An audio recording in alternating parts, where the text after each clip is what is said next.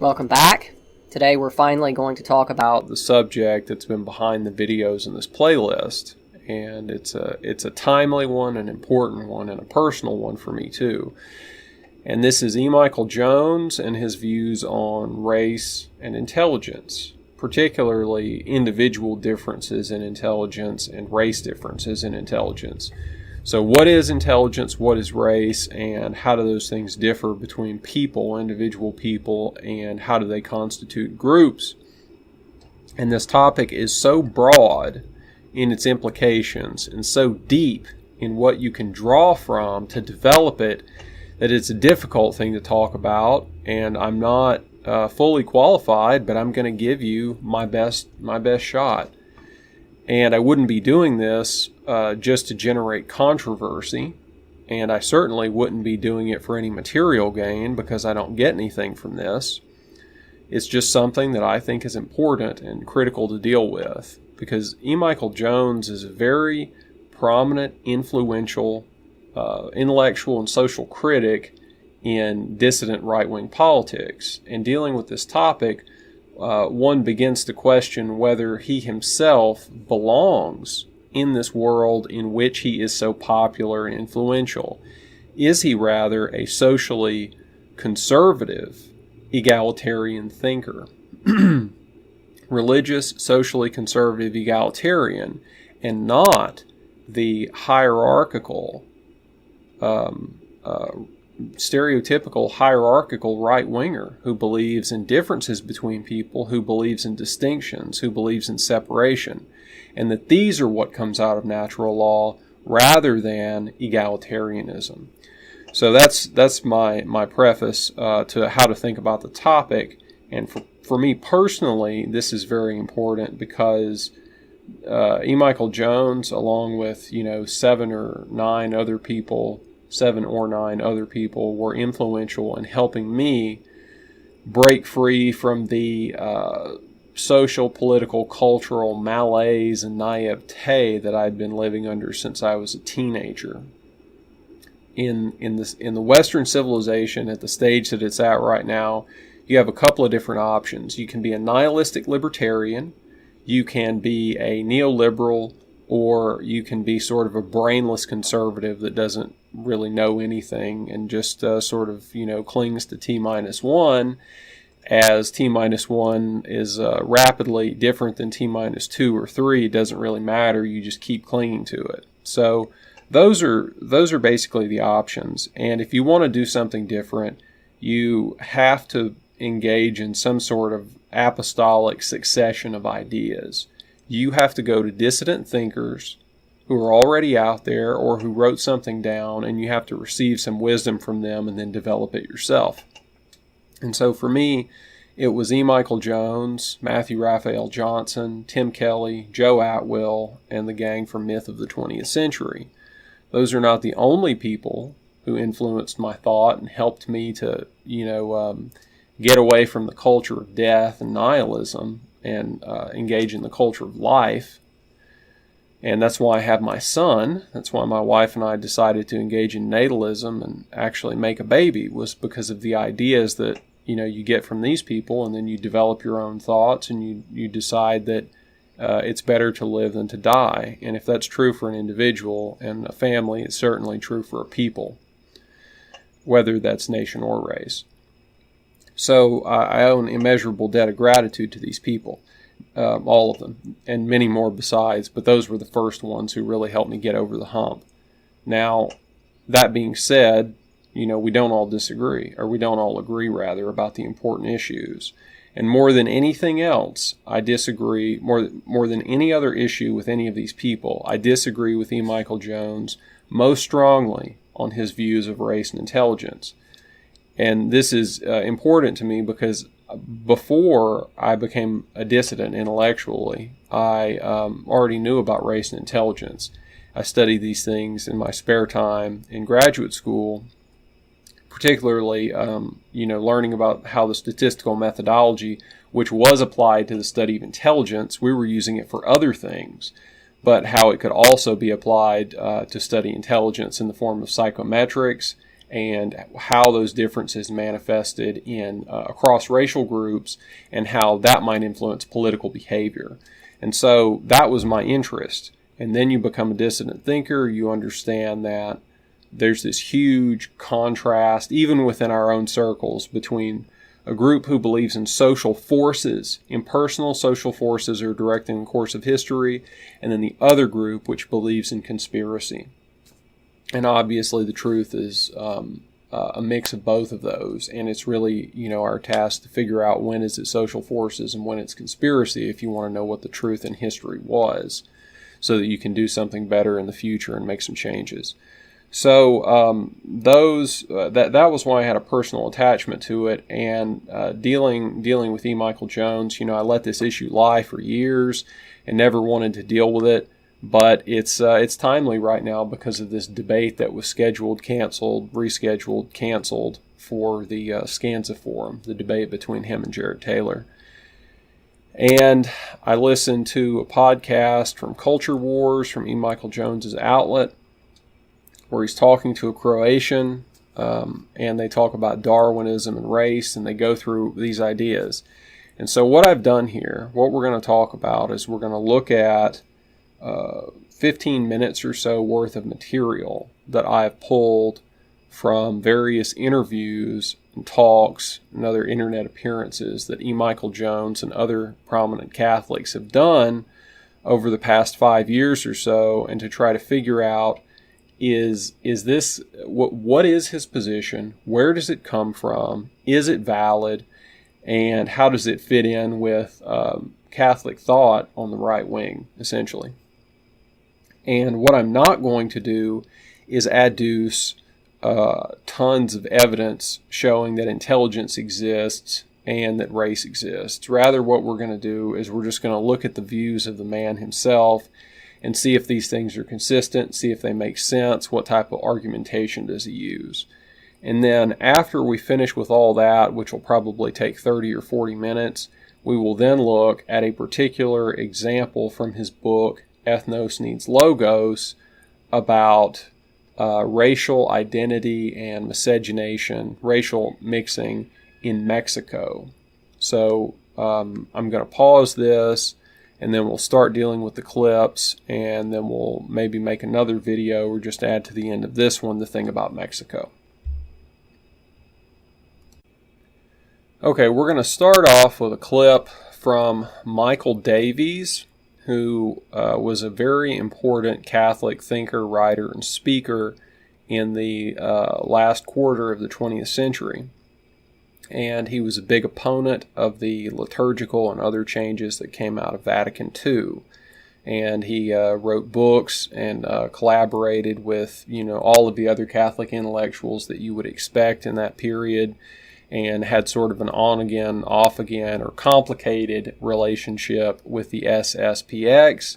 And he famously, at least in Catholic circles, engaged in a debate with E. Michael Jones in 1993 or 96 or something like that about the status, the canonical status of the SSPX as to whether they were schismatic or not.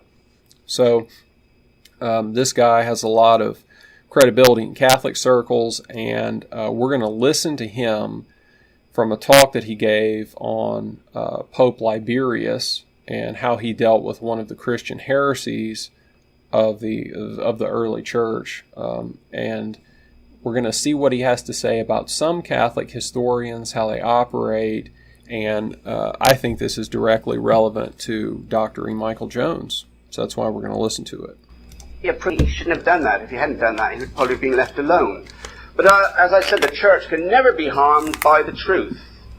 So, if, for example, that we admit that Alexander VI was a grossly immoral pope, which he was, it's not part of the teaching of the church that the popes are, it was called impeccable. They're not inerrant and they're not impeccable. Every word the pope says isn't necessarily inspired. And if, for example, the Pope met some Italians and he says, I think Polish salami is a lot better than Italian salami, you would be prepared to say, no, we disagree with you, Your Holiness. We think Italian salami is far, far better. In such a matter, he's not inerrant. that unfortunately there have been Catholic historians who thought that they were serving the church by omitting or distorting historical facts which they felt did not present the church or churchmen in a favourable light. But in doing this, they could have hardly performed a worse disservice to the faith that they imagined that they were serving. Like their Protestant counterparts, they would begin with a predetermined conclusion and then seek out facts to enforce this conclusion. And they try to suppress or discredit any facts which went contrary to this predetermined conclusion. So in fact, that is what I think has occurred with regards to E. Michael Jones and his views on race and intelligence. He's already made up his mind that these things are in their social, political, cultural, or I guess we could say definitely political and most likely social implications, that these things are incompatible with Catholic doctrine and the will of God, and therefore they are false doctrines and dangerous to Catholicism. They have to be discredited, suppressed, and spoken out against. And any evidence that you could bring up regarding this is just garbage. It's irrelevant. It's false. It's useless. So this, I think, is exactly describing E. Michael Jones on this issue. So thank you to Michael Davies for that. Now what we're going to do is we're going to look at some other clips. This one particularly is going to describe E. Michael Jones's his rational method, the way that he approaches people and ideas. This is specifically from a talk with Peter Helland, and it's about the new atheists and this sort of pop culture atheism that became prominent in the early years of the 21st century. And we'll see pretty quickly here what he's going on about. Okay, so what we have shown now, and write in. YouTube has all kinds of space for comments. Write in and tell me where I'm wrong. Okay, but I'm proceeding that I've just proved it. Okay, and now that I've shown that it's rational to believe that God exists, anyone who tells me he does not believe in it is being irrational. And so if you're being irrational, I have to make a certain... Why are you making that statement? It's not because of ontology or because you looked at the world and discovered this principle. It's psychology. It's right. Because of you got personal issues. So what he's revealed here about his thinking, you can see it in his books. When he writes, he will give you a thesis such as sexual immorality and political revolution are inextricably linked, that one will bring about the other, that they mutually reinforce one another. Okay, this is his, I think, probably the major thesis of his career, or at least was until he started talking about logos all the time. Now, that thesis he came to rationally. He reasoned this out, and then, after he's presented it to you, he will then give you an endless series of detailed anecdotes about how this happened to individual people. So his method is twofold. He will bring forward a reasoned argument, and then he will bring forth psychological, biographical evidence for this. That's mainly how it works, and he will inevitably his argument about the existence of God is purely from reason. It's not from evidence. It's like a Kantian approach where you're looking at your own faculties and the faculties that you're looking at the faculties of your own mind and the characteristics of the universe, and then concluding something from that. You could do this locked in a closet. You don't need to go around the world and collect evidence and test theories and things for that. So he does that, and then once he's reached his conclusion, it doesn't matter how much evidence you have. It's totally irrelevant. It doesn't matter.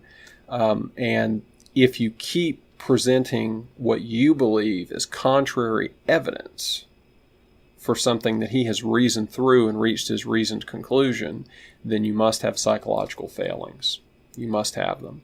And so most of his arguments, I think, about race, rather than dealing with the concept itself and dealing with the evidence behind the claims that are made rather devolve into either these kind of like castles in the sky argument that can't really be pinned down too well, that depend too much on reason, or they end up being a sort of sly ad hominem where you're looking at the psychological roots of these arguments rather than taking the arguments as arguments in and of themselves. And so just to get an idea of the kind of statements he makes about race in general, we're going to look at a clip that somebody sent me, which is not my work. This is someone else's work, where they've collected some of his more inflammatory and stronger statements about race. So this is just to give us an idea going into it. What does he say about it, about this topic in particular? There is no such thing as white. Race is not going to get you anywhere in this world. It's a fiction. And it's not only a fiction, it's a trap that's set by your enemies. Now it has taken on certain characteristics which have no connection whatsoever with behavior. None whatsoever. And I would say, however, that he is he's being, I guess, too inflammatory there. He does not believe that racial characteristics have no influence on behavior, no connection to behavior. What he rather says is that race is a social construct. And so black people act differently in the United States than white people because of the way they are treated. What he's saying is that there's no biological link between white behavior and the genetic blood, heredity composition of white people or black people. That essentially all differences between a German, an Australian Aborigine, someone from Equatorial Guinea, and I don't know, what would you say, someone from Russian Siberia, an indigene, a Kalmyk or whatever they are, a Goldie, one of those people. If you lined these 4 or 5 people up and compared them to each other, all of their differences could be explained by culture. None of it's biological. That's what he's saying. That's his argument. The difference between Africa and Europe is 1,000 years of Catholicism. If it weren't for the Benedictines and the Catholic Church, the Germans would still be chasing pigs through the forest of Germany. And so I think it speaks for itself. You can see where he's coming from. Now I'm going to pause this, and then we'll come back and we'll listen to these clips from Tim Kelly, the Tim Kelly Show, which these guys, again, the way that E. Michael Jones and Tim Kelly interact is a perfect example of the relationship of E. Michael Jones with the dissident right thought. They agree about many of the problems. They agree about the sources of those problems. They agree about how those problems come about. But in terms of solutions, it's very different. And there's a big gulf. There's a big gulf there that's often unexplained. And so the tension that you're going to hear in this interview that we listen to, and the aggressive tone that E. Michael Jones takes in the interview, is going to be because of this unstated or unexplored gulf, which is what we're doing here. That's our project here. We're trying to figure out what is the difference and how far does it go. So I'll be right back, and then we'll check this out. So in that clip that we just listened to, I think you can pick up on what's important to Dr. Jones. Identity, as he understands it, is seemingly exclusively a product of language, totally a social construct, and that real, quote-unquote, identity is something that comes from you personally, and false, quote-unquote, identity is what someone else puts onto you. Do you see the classic leftist understanding that I'm talking about here? When I recognized that he thinks this way, this was quite shocking and disconcerting for me. So what is the difference between saying, I'm not white, I'm Catholic, and I'm not a woman, I'm a trans man? I don't think there's any difference here. Now, that has to be tempered, this issue has to be tempered with the fact that he does accept natural law. So it's almost like he's got a foot in the left liberal egalitarian psychology and another foot in the conservative traditionalist religious psychology. It's a very strange thing, and it makes it very hard to understand how he thinks. And since most of the problems that he comes up with are things that we can agree with, most people will just skip past or look over these problems. And I certainly did for years until I really sat down and started to attempt to understand his thought. But, he, as we'll see as we go further on here, he's not willing to bring in exogenous evidence. Everything that he understands, I think, is endogenous. So he talks a lot about language. He doesn't want to talk about genes, blood, heredity, and DNA. And, this comes out of his view, I think, that logos is the key to history. And so it's the Greek word for word. And as he says, it has 50 other definitions, and that's a serious problem with any concept because it's overdefined. It's kind of like the problems that you run into when you start saying that, what part of the universe is God and what part of the universe is everything else. And if God is everything, how can evil exist? So once you start getting into these, these keys to the universe that unlock everything, like logos, you rapidly get into these overly broad, overly defined concepts. And if you just refer to it as God's reason or God's will, then you can get a handle on it. But once it starts becoming the key to history and everything starts getting wrapped up into it, you get into weird territory. And this is part of, I think, his problem here, is that if word, logos, language is the key to everything, then why wouldn't your identity just be the language that you speak or what people call you? So this is very strange territory. We'll move forward now and listen to some more. The category in the mind of the social engineers and all these people and Antifa, it's white. That's what they think. But that's a category of their mind. That's not my reality. It's, as I said with Hillary Clinton, am I a deplorable?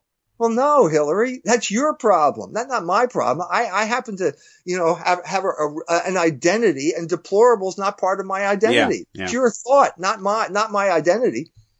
But the same goes with white. White is a category that's imposed on you so that they can deprive you of your rights. And I'm saying, okay, if it were Catholicism, I'd have to stand up and fight for that. But if it's this other thing, no, that's a purely negative identity anyway. Now, we already heard him mention the triple melting pot, but I'm going to explain a little bit about the history of my own family and our racial identity and how it differs from what he's talking about. So my family, on one side, we're Franco-Spanish, and we've been in the United States for about 400 years, and we've been in North America, I think, longer than that. On the other side of my family, we're Anglo-German Protestant. So we've got Franco-Spanish Catholics and Anglo-German Protestants on the other side. Now, for the Franco-Spanish ancestors, it's very difficult to say that their racial identity was imposed on them by some sort of Masonic WASP stroke tribal, I'm not going to use the word, but you know who I'm talking about, identity, which is his thesis in Slaughter of Cities. He believes that all of the, and I think he's right about this, all of the Catholic ethnic neighborhoods, the parishes in North Philadelphia where he's from, they were attacked by bringing in, loads and loads of black people from the area of the country where I live in order to depopulate the urban centers, in order to force all of those people to move out to the suburbs where the Germans, the Poles, the Irish, the Lithuanians, the Italians, whatever, where they would mix together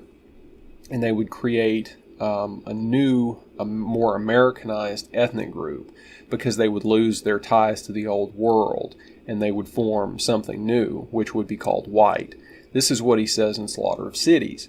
Now, I can tell you, this actually happened on its own in my part of the country to my ancestors, because all of my ancestors moved out essentially to the furthest point in civilization that they could find, so that they could get free land, so that they could farm and they could raise their children and not pay taxes and just live like they wanted to live normal European traditional peasant lifestyles. And maybe this is some sort of selection difference between me and Jones, because his ancestors, on the other hand, moved to this urbanized area and sat there and never left. So maybe we're just taken from different stocks. But my ancestors, the Franco-Spanish, they formed a racial identity because in the New World they were exposed to the indigenous Americans, which were obviously much different than French or Spanish, and they were exposed to African black slaves later. And so they did mix very easily, the French and Spanish, and they formed a new ethnic group that you might know of as Creole. And so that created a white identity that was distinct from these other racial groups, and they still knew that they were French or Spanish or a mixture of both, but this new racial identity developed over time and was added onto it. Now the Anglo-Germans, on the other hand, did the exact same thing. They didn't have a problem marrying, the Anglos and the Germans in the area didn't have a problem marrying each other, and they also didn't have too much of a problem marrying Franco-Spanish people or Creoles. Give me just a second. So what can we say here? We can say that white identity, white people identifying as white, is the product of Europeans mixing with each other to the point where their former nationality is not politically significant. So if you're French or Spanish or English or German and you're living in America, your former national identities are no longer politically salient. And if you're living in a modern liberal democracy, you don't really have a nationality because liberalism does not allow for that. Liberalism itself is basically, it's even opposed to civic nationalism. So you're not going to have national identity. Your inherited national identity is done for, that's over. And so what are you going to do? You're either going to become ideological, and that's going to be your identity, or what we've seen is many people are going to look at themselves, and they're going to look at the people around them, and they're going to start to associate with the people that they have the most in common with in terms of temperament and historical development. And of course, they're going to go with people that they're actually genetically similar to, and people that they look like, people that they talk like. All these things are important. And so, there's one group of people who wants to say that race is the only thing that matters, and then there's another group of people who say that race doesn't matter at all. And both of those positions are obviously ridiculous, but E. Michael Jones occupies one of those ridiculous positions. So now we'll move on to the third and final clip from this interview with Tim Kelly. But nevertheless, so do you speak white? And God bless Tim Kelly here, because he really gets this problem. He understands this, but he's a really nice guy, and he appreciates all the work that E. Michael Jones has done. So he's not going to challenge him here. And E. Michael Jones, because he's a sort of a hectoring lecturer, he's just going to steamroll over with these unfortunately unsupportable ideas. Do you speak white? Do you have white values? I mean, there are some people who actually claim there are such things as white values, and then you press them on it. It turns out, well, maybe they're European values. Oh, okay. Well, what's a European? Well, do you speak European? No, you don't speak European. You speak German or French or Italian. And so now we're getting to the heart of what ethnicity is. It's based on language. It's a form of logos. Well, So, there's all sorts of problems here. In fact, what is the problem with recognizing the genetic hereditarian similarity of European peoples? He brushes this off as if it's ridiculous, but in fact, this is the serious problem, in that only Europeans have created European-style civilization and European-style culture. It only emerges from them. And whenever you put European civilization or culture amongst other peoples, like Africans or East Asians, it will stay during periods of colonialism, but after the colonialism is ended, the situation reverts to either a hybrid form or completely to what it was before. So this is a serious problem for his argument. Now, the thing about language is just as big, I guess, of a problem, because philologists have determined, and you can go look at the word comparison lists yourself and use your own reason to figure this out, but there appears to have been a common ancestor for almost all of the indigenous native languages of the European peoples. And this language family, or this supra-family, was broader than it is today. And like, for example, there are language families and languages like the Anatolian languages, the indigenous languages of modern-day Turkey. Those are all extinct now, but I think those were Indo-European languages. The Scythian and Sarmatian languages, those are extinct, I think, for the most part, almost completely extinct. Iranian languages like this. So all the way from the postulated homeland of the Indo-European center, the core, from there all the way over to Portugal. With a few notable exceptions, you have languages that are related to each other. And in pre-modern times, languages spread mostly through people moving from one place to another and mixing, breeding with the native populations. So Indo-European languages are the product of heredity, right, to a significant extent. For example, my male haplotype, my Y-DNA haplotype, is extremely common in Spain, France, England, Ireland, all of these Celtic and Celtiberian places. And so it's obvious when you look at the distribution of languages and how they developed over time, and then look at the evidence from modern population studies on DNA and genetics, that language and heredity cannot be distinguished from one another. So the idea that you can separate white or European, these identities, from language is just absolutely impossible. It just doesn't work. Now, this interview is the oldest one that we're going to look at, and it's from 2016 with Sven Longshanks from Radio Albion. They thought of themselves as having the special people, but having special DNA. It was the beginning of racism. So the beginning of racism, Dr. Jones says, comes from the Judeans or the Israelites of the time when Jesus was living.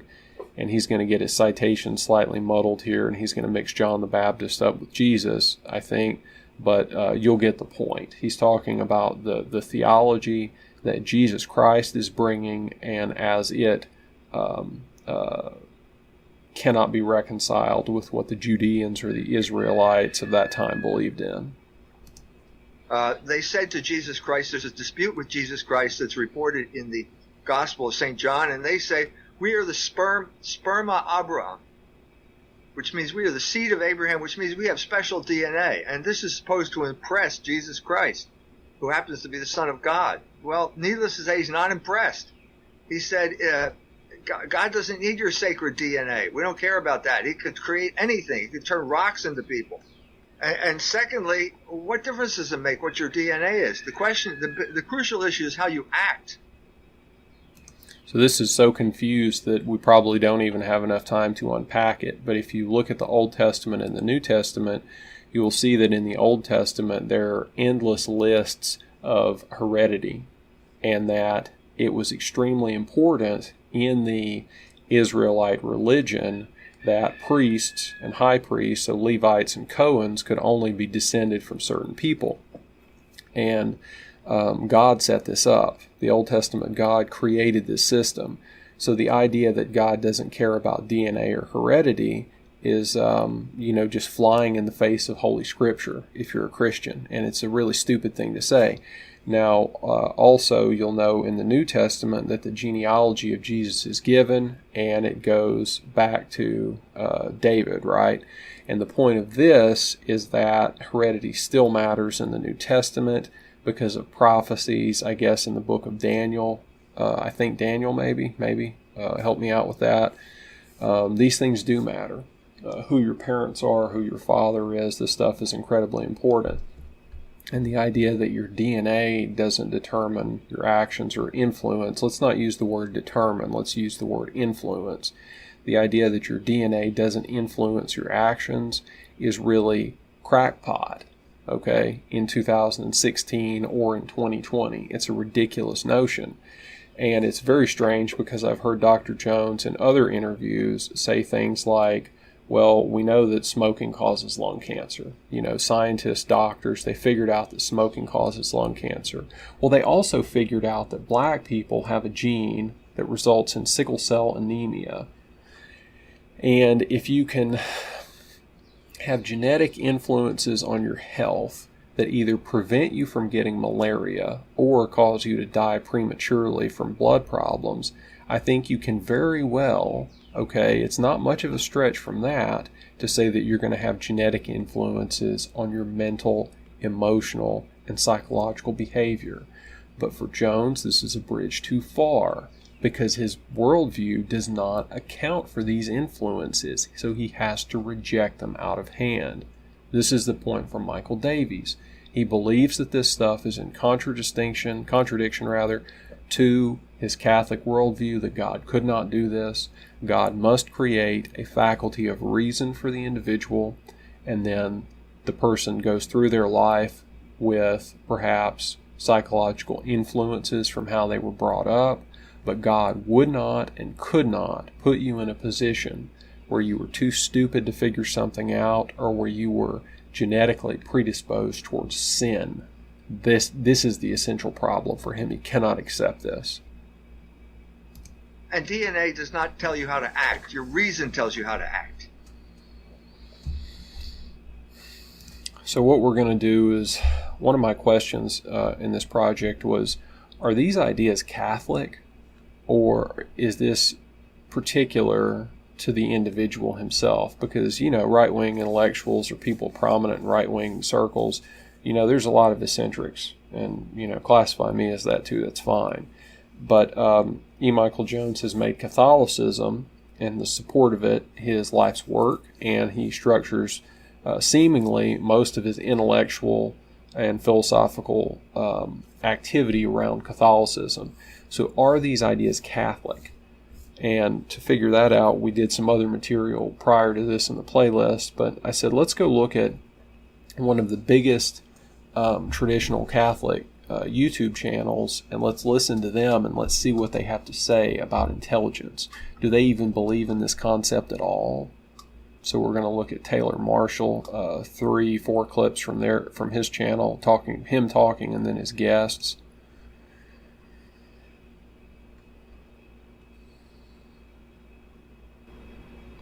Pardon the long delay here. Boyd says, you know, all the materialists say, all of our actions are just little bubblings of matter in our brain, in our neural column. So we're not really responsible for anything we do. There's no formal cause of the human. There's no soul. So, you know, why punish anyone? Right. The reason that man killed a bunch of women and ate their flesh and buried them in this basement was just, you know, because he was a troubled youth.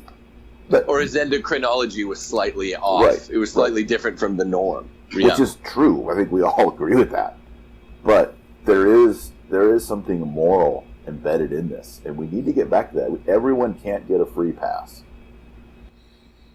So I think that's a fairly reasonable position to take. You have one issue, which is your moral agency. You've got another one, which is how you were brought up. Those are the environmental factors. And then 3, you have the biological, physiological component of your endocrinology in this case.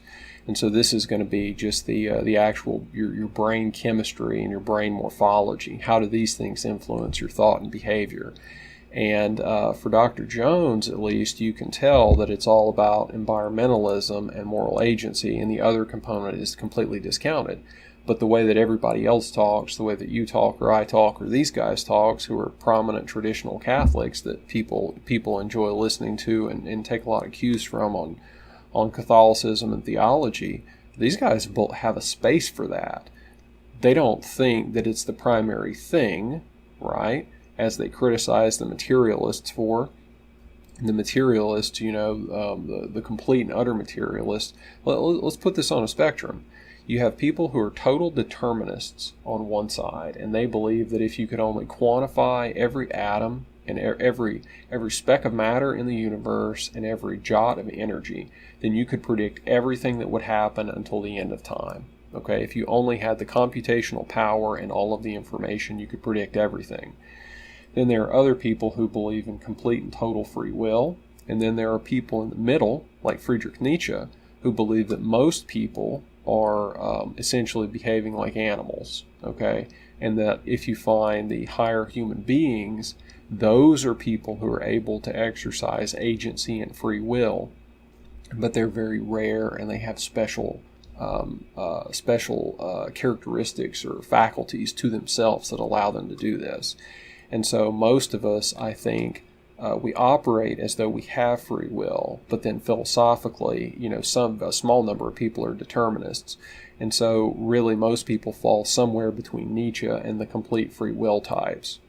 With Dr. Jones, of course, being basically all completely over to free will. He would say that, if you're abused as a child, you're going to develop some predispositions towards certain moral failings and sins, but you can always pull yourself out of it. Well, if you're schizophrenic or if you have serious mental problems, if you believe in that kind of stuff, if you believe in medical science, then this produces a problem, and maybe you have to go to God's grace to get out of that. I don't know. We'll continue now with the next clip. I want to say, we have consent. I don't want consent laws and ages of consent to go away. I like them to go up. I don't want it to be that, the altar boy was 17, so, he consented. No. 17-year-old does not have the frontal lobes of his brain formed yet. He's still greatly under the influence of leadership, paternal figures, spiritual leaders, etc. He can be corrupted. Honestly, I think even a 19, 20, 21-year-old can fall under the evil influence of a man and be corrupted, and we know. And so just again, you've got this idea that there's a moral sense, but then that there's also a physical, biological, scientifically measurable component to human behavior, and this is what's missing. Excellent. So it's safe to say, since the Reformation, is there any greater intellect? I would say there's less, frankly. Is there anyone greater than Bellarmine, I'm saying? Is there any greater intellect since him? Yeah, that's, it's a hard thing to say because there have been very sharp people also. Even people that I would put in the camp of our enemies, like Rahner, for example. Rahner was a first-rate intellect. He was absolutely genius. Just everything he did was bad. So that's, just working the principles other way. Were all wrong, right? So, if we talk about contribution to Catholic theology. So the idea here is that these guys are talking about Bellarmine, who was this guy who consolidated Thomism for the next, 400 years or something, until the modernists pretty much destroyed it. This guy was a precocious intellect, and he was able to, learn Greek in a couple of weeks or something like that, and able to teach himself more or less how to do Hebrew. We're talking about in the 1500s, so this is no mean feat. And he was showing these precocious mental abilities when he was, 17, 18, 19, 20. And so this presents serious problems for anyone like E. Michael Jones who does not believe in intelligence, particularly intelligence that comes out of a biological source. So you might know that some people are born smart and some people are born stupid and they never get over that. Other people, it changes somewhat during the course of their lifetime. They might be a late bloomer or something. But it seems like you have to be a real crackpot to say that, kids like Mozart or Beethoven, who are prodigious talents in music from a young age, where did this come from? Where did it come from, if not from biology? And, parents that make their kids play sports from a young age and the kids hate it, and other ones who become a great talent, how do you explain these differences if not through biology? That's what this translates into. Again, pardon these long delays. You're obviously a very intelligent person, but one thing I've noticed about you is your ability to recall names. Do you have any advice on how you do that, or is it just simply you have a very fast processor? So Owen Benjamin here is saying that, he knows that Dr. Jones is very smart, and I would agree with that. I think Dr. Jones is an incredibly intelligent person, and this relates directly to Mr. Grant's, or Dr. Grant's, I guess, comments about Karl Rahner in the previous video. Bellarmine was a genius, and Bellarmine was a saint. Karl Rahner was a genius, and he was a heresiarch, and destroyed, a bunch of traditional belief in the Catholic Church, and was one of the architects of this modernist heresy that's torn the church apart for the last 60 years and has been growing for the last 100 years at least. So how can you have a genius that is good, like Bellarmine, and a genius that is evil, like Rahner? And so what we're going to do is we're going to listen to how E. Michael Jones answers this question. Owen Benjamin doesn't say, Dr. Jones, you're a genius, but he says, Dr. Jones, you're a very, very intelligent man. Is this your processor, which is a way to say, is this something that you were born with? Is this an innate characteristic or faculty that you have? Or what? Let's hear what the what is. No, it's a question of understanding connections. Right. If you have a coherent picture of the universe, then everything fits into a certain place, and you know where it is. It's like having an organized garage or something like that. You know where the toolbox is. You know where everything's organized. So the point here is to have a coherent understanding of the big picture, and that way all these facts fit into slots and they're easy to access. Now, the first time my friend sent me this, and the first time I saw it, I just died laughing, because the little network analysis stuff in it is just absolutely over the top. Dr. Jones is basically saying that if I come to you and I give you the correct understanding, you will become smarter, and presumably you will be able to score better, for instance, on an SAT test or something like that. And we know that education can help people get smarter. This is actually what scientists researching this have found, that there's a phenotypic limit, and you can push yourself up to that, but you can't actually break past your phenotypic limit. And so you can imagine if we go take a normal child and we lock them in a closet for 10 years and make sure to keep them alive somehow, their mental faculties will be destroyed. Whatever their potential was, they will not be able to reach it. But on the other hand, if we go find some random child and we put them in the absolute top flight, best academic program that could possibly be devised for anyone, along with a bunch of other, there's a bunch of kids in there who are geniuses, for instance, that kid's going to not be able to do it. They're not going to be able to keep up. And again, this is the idea. This is like the liberalism and the egalitarianism that seems to be omnipresent in Jones's thought. It's that if we could merely come up with a program that was good enough, it would eliminate these differences. And so if you were able to have the right thought, the right understanding, then you too could have incredible recall. Robert Bellarmine had a photographic memory. That's not something that you can teach to someone. You can teach someone a technique like the memory palace to help them remember a speech or something, but you can't teach photographic memory. And so if you can't teach it, where does it come from? Where? There's no answer to this other than it comes from you. It's innate. It's biological. And the fact that we already know that there are innate biological traits makes this a very easy and parsimonious explanation. My eyes are brown. My hair is black. My beard is black, red, and white. These were traits that were stamped into my DNA at the moment of conception. My son's hair is brown and blonde. His eyes are green, right? These are things that were just stamped in at the moment of conception, and nothing can change them. And so for all of these other differences that we see between peoples, what is the problem? What is the issue with speculating that some of these things related to our emotional capacity, our psychology, our intelligence could be similar? Now, this last interview is going to be, I think, the coup de grace. This is his interview with Ed Dutton, Jolly Heretic, and this is where we're really gonna, we're gonna dig into it. And let me pause this. I'll go do some things, and then we'll come back and we'll finish this up. Okay, let's get into it. Okay. The Kaiser, $4.99, thank you, sir, says, Dr. Jones, what are your opinions on Rodney Stark? Also, why is it preposterous to assume that God created race differences in intelligence?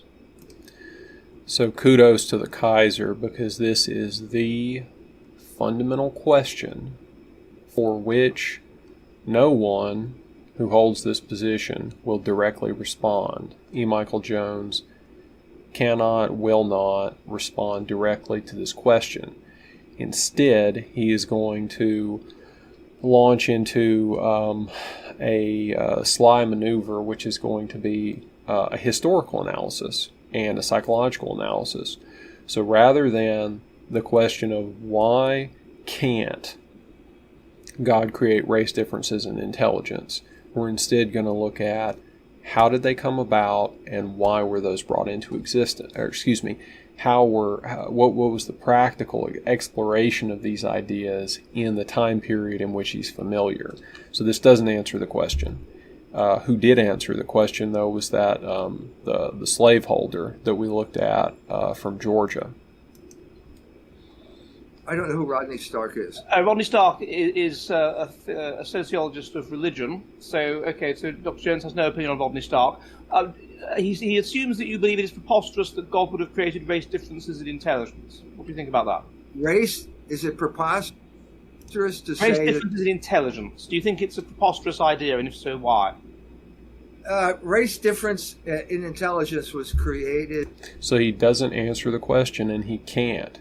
He doesn't believe that race exists, and so therefore he can't believe that race differences in intelligence exist, but then he apparently doesn't even believe in intelligence either.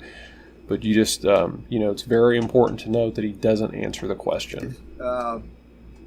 In America, at the beginning of the 20th century, Stanford, Binet, these type of standardized tests, in order to exclude certain groups of people from the United States of America. It was based on immigration. It was based on. It doesn't mean that those differences don't exist. Pardon me? The fact that an IQ test was invented in 1912, and the fact that there was a motive for wanting to deploy it, does not mean that there are not differences in intelligence between different. Yeah, I've never. And then so Dutton comes with the kill shot right there too. This is the obvious fundamental criticism of the answer, is that just because someone came up with an idea and used it in a certain way doesn't have any impact on the truth or falsehood of the statements. I can tell you that MK Ultra is a very evil program that was carried on by the United States government and the intelligence community that killed people, ruined people's lives, and is still causing mass misery today. Nevertheless, the psychological experiments that were conducted under the MK Ultra program and the data that was created by MK Ultra may very well still be true. This is a famous problem with doing medical experiments on condemned prisoners, people that are going to be executed. Well, if the information was, if the data were obtained in an illicit fashion, they may yet still be true. Never been convinced that the IQ test was an accurate indication of intelligence. But it correlates. What you see here is over a period of time, the test becomes synonymous with intelligence. Well, no. For example, you get let's get the SAT test, for example. Yes. The proof that you're smart is that you have high SAT scores. No. This has no correlation. That's not accurate. First of all, the SAT test is not an IQ test. It correlates with IQ at 0.7. Secondly, the measure of a successful instrument is if it correlates in the expected direction with other intuitive examples of what it is you're trying to measure. So if we're trying to measure weight, the evidence that a weighing scales is a good scales is if the results that it gives you correlates with getting a load of people and getting them to lift people up and estimating who weighs more than who. And if it correlates in the expected, that's a good weighing scales. I understand that. Right. So if IQ test correlates with other measures that we understand as measures of cognitive ability, like educational attainment, then it's a good IQ. Then it's a good measure, and it does. It correlates at 0.7 with educational attainment. But educational attainment is a function of the test. No, it's not. You're constantly No. You're constantly talking about circular arguments here. Let me check. IQ correlates with how good you do like Latin, how good you are at writing poetry, how good you are at maths, how good you are at even pitch discrimination, how good you are at music, how good you are at all academic subjects you can think of to varying degrees. IQ predicts that. So it's not a function of the test. It's a test, and the test correlates with these other things. I just don't see it. Well, I don't see it in life. I mean, all I can tell you is that, in a sense, the instrument becomes a circular type of instrument, and this is most apparent in the SAT test. Do you think the SAT test is an accurate judge of intelligence? Yes, the SAT test correlates. The SAT was much more important because this was what allowed you to get into the elite schools. But the reason why the elite schools took the test seriously is because the SAT test correlates with IQ at 0.7, so it's 70% measuring the same thing. And they found that people that do better on the SAT test do better on other measures of cognitive ability, such as essays and whatever. I just don't. The IQ test correlates with health. I'm sorry. How healthy you are. It correlates with how long you live. It correlates with whether you're a criminal or not. No, I'm sorry. I'm sorry, but this is not the case. It is the case. This is not the case because if you look historically at the judgment of the creation of the test, it was meant to replace things like real world abilities. Yes, like that was the brilliance of it, because real world ability is a complex and more subjective thing, and so if you can test it in that way.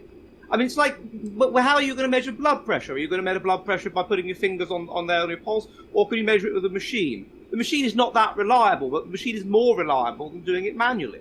So it was simply an attempt to quantify intelligence in the same way that you can try to quantify personality. Let me give you an example here. You can become a doctor, a medical doctor. Okay, and in order to become a medical doctor, you have to take enormous numbers of tests. You have to take many more tests than you have to take when you're just going to college. Okay, now, one of the problems you can develop as a human being is appendicitis. Okay, how does the doctor tell whether your appendix is ready to burst? You know how they do that?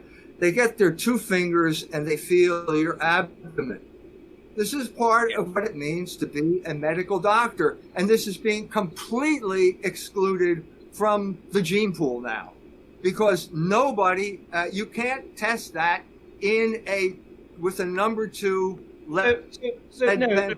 First of all, these kinds of specialized abilities, even indeed things like sport and darts and snooker and manual dexterity, it would be an example of manual dexterity to do that, correlates with IQ score at about 0.5. I'm sorry. I just don't believe. I'm sorry. That's just too preposterous to Well, it's believe. preposterous We'll reach an impasse here. So- We're judging. We're disagreeing on a matter of fact, and we can't go forward in a discussion like this if there's a disagreement of matter of fact. But I've just given you an example. I've given you an example of how that would be correlated with IQ. But anyway, look, I've given you an example. I've given you an example of something that is predicted by IQ. But anyway, 499. He does think it's preposterous. So I don't even know how much I can add to that. I hope it's clear to everybody that you cannot both accept the validity of science in that you're using a computer to live chat across the internet with someone halfway across the world, that you believe that scientists could uncover a link between tobacco smoke and lung cancer, which Dr. Jones does, that you reap the fruits of science in all these other fields, and yet when it comes to psychology, I guess, emotions, reason, and intelligence, these issues, you walk up to a mountain of evidence, you do a 180, and you turn around and say, this is not the case, this is not true, this is preposterous. I don't know any other way to describe it other than that Dr. Jones has either a mental block, which is making him totally, resistant to these facts. I can tell you, for one, that he hasn't studied any of this stuff personally, because he said, I think at the outset of this talk here, he said that there's no correlation between intelligence and these other things. In fact, that's all there are. There are only correlations. That's all that scientists can actually observe for the most part. So there's a mountain of correlations, the existence of which he denies. And so again, I can't really say too much more about this. I think at this point it should be clear that we've made our case. I don't think that this is a Catholic position. Or I initially thought that it might be, because when you have a Catholic church, it's a universal church. This may be a Catholic heresy, in that you're looking at these Freemasonic egalitarian notions that have more or less taken over the church hierarchy today. All races are the same, all peoples are the same, everybody should have equal material wealth, we should destroy all hierarchy. That's sort of the the Freemasonic, how could we say, homosexual clerical hierarchy. That's their view, and to me that seems to be what Dr. Jones is advocating. So I don't think it's Catholic, and I don't see how you could locate yourself within the right wing or within dissident thought in light of holding these kind of views. And there's also some tweets, which maybe we'll put some of these up here at the end of the video, where he says, my mission is to go out and convert people away from materialism, atheism, and Nazism. And so it's really very similar, in fact, to the Jordan Peterson debacle, in which he said that his goal was to draw people away from the dangerous fringe ideologies that prop up or that challenge the neoliberal democratic world order. Now, in that area, Dr. Jones is distinct from someone like Jordan Peterson, because Dr. Jones does attack many of the foundations of the current world system. So he attacks capitalism, he attacks the tribal supremacy. Those are both issues that, someone like Jordan Peterson, they're trying to preserve those things, tribal supremacy and capitalism. But in many other areas, it's very strange. He's a very eccentric person, and you should read his books and you should listen to him. But you should also be aware that the things that he's saying don't make sense on this issue in particular. Okay, I think we'll come back and we'll do the Mexico stuff, which is, I think, the pitfall that you can get into if you get off on this wrong track. That'll be the next step, to show that if you hold these false viewpoints, what are you capable of getting wrapped up in?